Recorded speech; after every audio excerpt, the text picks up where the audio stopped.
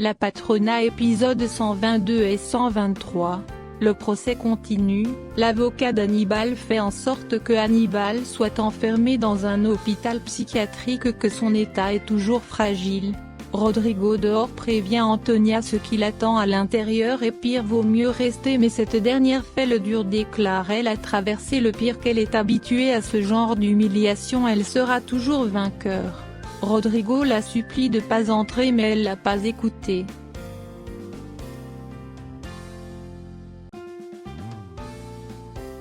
Une fois rentrée, Hannibal recommence à raconter tous les crimes qu'elle a commis.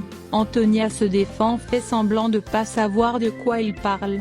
Elle dit désormais il est tout, elle va plus le supporter. La dispute entre ces deux, la juge suspend l'audience et interdit Antonia d'être procès à la prochaine audience. En sortant, Hannibal jure de lui faire payer de l'avoir trahir. Antonia, intriguée, demande à son avocat pourquoi Hannibal la traite de cette manière. Avocat lui fait entendre l'enregistrement de sa voix quand elle était chez Veronica.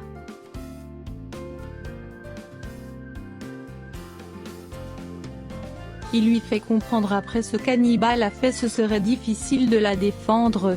Antonia lui rappelle qu'elle lui paie pour prendre sa défense, pas pour la juger. Elle vire l'avocat de l'affaire. Toute seule, elle entend l'enregistrement et déclare Veronica va le payer très cher.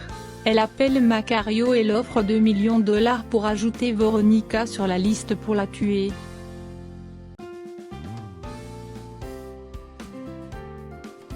Macario rejoint une bande de gangs armés pour trouver des hommes pour réussir sa mission. Antonia fait sa valise pour quitter le pays. Foncia informe cela à Gabriela, elle informe à son tour le commissaire Rodrigo. Antonia prétend qu'elle a une voyage d'affaires en urgence à régler. David comprend, elle veut s'enfuir, il lui demande d'affronter la justice, l'heure est arrivée pour payer ses crimes. Antonia conclut c'est Veronica qui l'a monté contre lui. David lui dit Veronica ne fait qu'ouvrir ses yeux sur des meurtres commis, spécialement son grand-père et sa mère Gabriela. Elle a fait enfermer dans cet asile d'enfer, tout ça pour garder le terme au cou.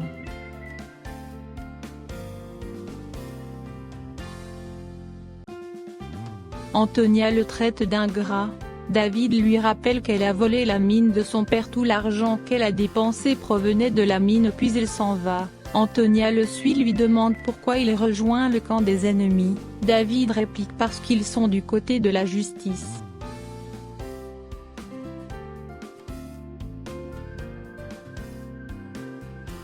Alejandro meurt d'inquiétude, ils ont pas toujours une solution pour la greffe de la moelle osseuse de Lucia.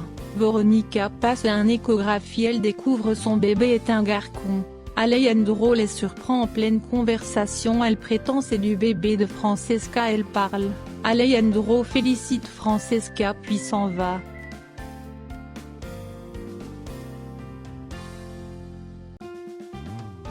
Malgré ses deux supplie Gabriela de révéler sa grossesse à Alejandro, elle refuse. Elle appelle le docteur l'annoncer sa grossesse. Une fois le bébé naître, il pourra servir de donneur pour sauver Lucia. Elle interdit le docteur d'annoncer cela à Alejandro.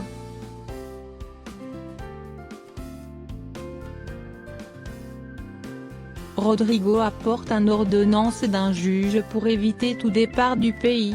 David apprend sa mère est enceinte d'Alejandro, il est heureux tout en déclarant la famille heureuse va enfin se former. Plusieurs personnes Antonia avait embauché sont venues au commissariat pour la dénoncer.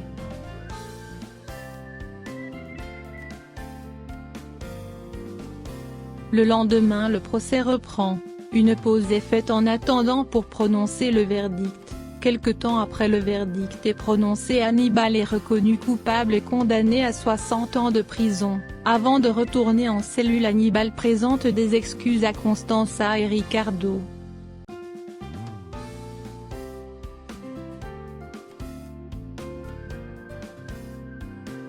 Avant de transférer en grande prison, Veronica passe lui rendre visite. Enfin, justice est rendue pour tout ce que tu as fait à mon père et à mon frère.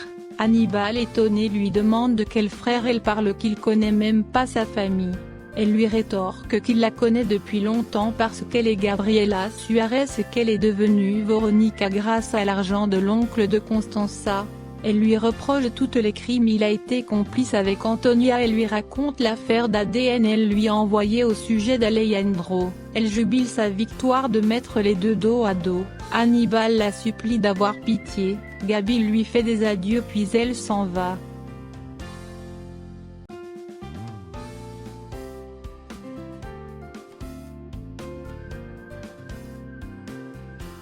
Alejandro surprend sa mère qui demande de retirer 2 millions de dollars, curieux de savoir ce qu'elle prépare si c'est un mort de plus.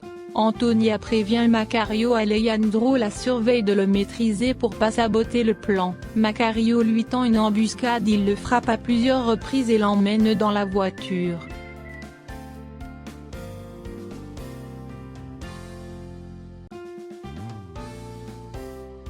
Épisode 123, Macario fait l'attacher et bâillonner, il continue à le frapper.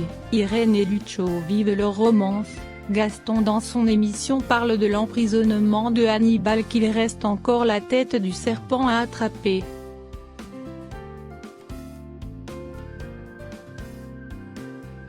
Partout dans la rue ils appellent Antonia la sorcière.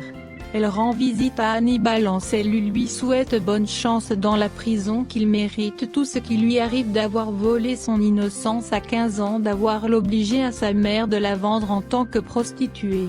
Vu le niveau d'insulte de Rodrigo est obligé de l'accompagner jusqu'à sa voiture.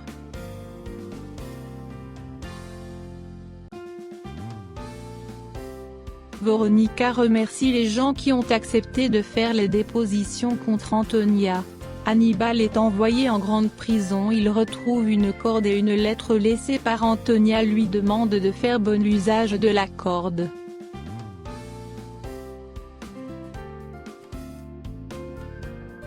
Antonia raconte à Ricardito que Ricardo est pas son véritable père. Il court raconter cela à l'intérieur. Ricardo lui demande de pas croire en cette femme, qu'elle est une sorcière. De son côté, Alejandro réussit à se libérer de la corde et quitter l'endroit. Hannibal en prison déclare vaincu. Il prend la corde et finit par se pendre.